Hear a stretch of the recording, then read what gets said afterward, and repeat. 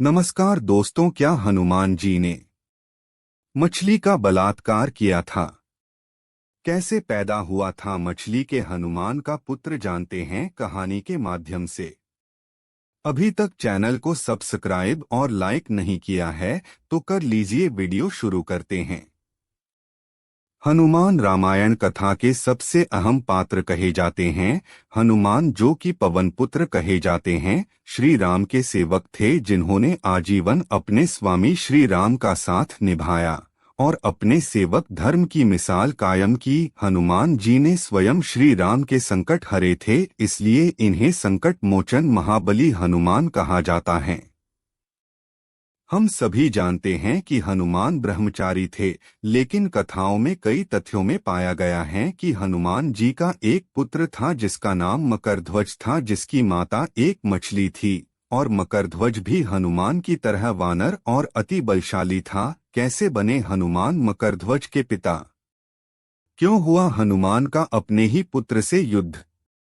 एवं शक्ति में समान होते हुए दोनों में से कौन जीता वह युद्ध? जाने विस्तार से। वनवास काल के दौरान जब रावण सीता का अपहरण कर लेता है, तब सीता की खोज में श्री राम की मुलाकात हनुमान जी से होती है और वे सीता के खो जाने की कथा हनुमान को सुनाते हैं। तब हनुमान और उनके सखा सुग्रीव और उसकी वानर सेना सीता की खोज में श्री राम एवं लक्ष्मण की मदद करते हैं। बहुत प्रयासों के बाद जब श्री राम और उनके साथियों को यह पता चलता है कि सीता का अपहरण लंकापति रावण ने किया है, तब वे हनुमान को समुद्र पार सीता की खोज में भेजते हैं।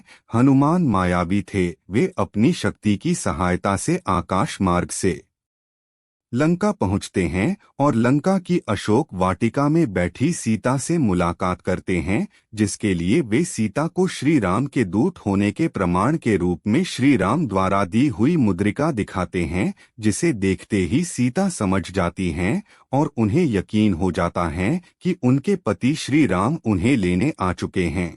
हनुमान सीता की खबर लेने के बाद अशोक वाटिका में लगे वृक्षों के फल खाकर अपना पेट भरते हैं और पूरी अशोक वाटिका को उजाड़ देते हैं।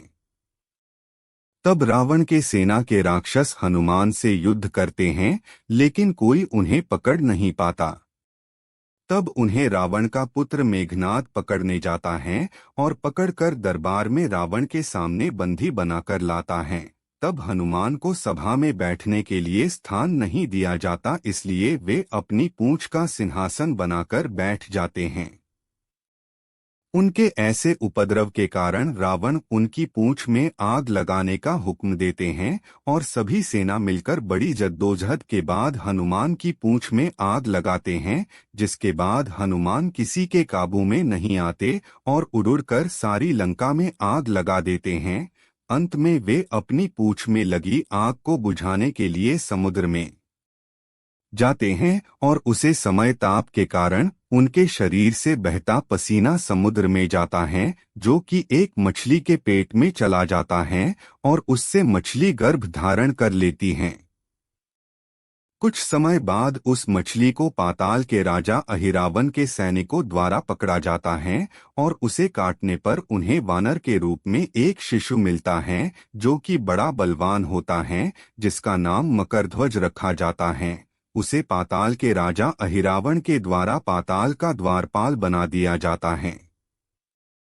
कुछ समय बाद जब राम और रावण के बीच युद्ध चलता रहता है, तब रावण अपने दूर के भाई अहिरावण से सहायता मांगता है और योजना बनाता है, जिसके फलस्वरूप अहिरावण राम और लक्ष्मण को पाताल में ले जाकर बंदी बना लेता है।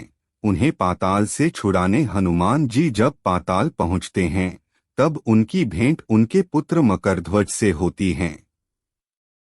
हनुमान को भी इस बारे में कुछ ज्ञात नहीं होता। तब वे वानर रूपी द्वारपाल को देख उससे उसका परिचय पूछते हैं।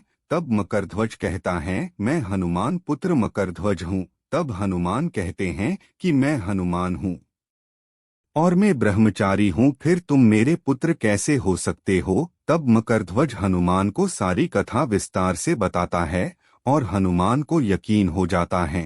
इसके बाद हनुमान मकरध्वज से पाताल में आने के लिए द्वार से हटने को बोलते हैं। तब मकरध्वज उन्हें मना कर देता है कि वो भी अपने स्वामी का भक्त है, अपने धर्म से पीछे नहीं हट सकता। तब उन दोनों पिता पुत्र में युद्ध होता है, जिसमें हनुमान जीत जाते हैं और पाताल में प्रवेश करते हैं। उसके बाद वे अहिरावण एवं महिरावण दोनों भाइयों से युद्ध कर उन्हें परास्त कर देते हैं और श्री राम एवं लक्ष्मण को मुक्त करवाते हैं। हनुमान अपने पुत्र को श्री राम से मिलवाते हैं। श्री राम मकरध्वज को आशीर्वाद देते हैं और वे मकरध्वज को पाताल का राजा नियुक्त करते हैं। इस प्रकार हनुमान जी का पुत्र मकरध्वज पाताल का राजा बनता है। गुजरात प्रांत में हनुमान के पुत्र मकरध्वज की पूजा की जाती है। यह भी कहा जाता है मकरध्वज का भी एक पुत्र था जिसका नाम जेठीध्वज था।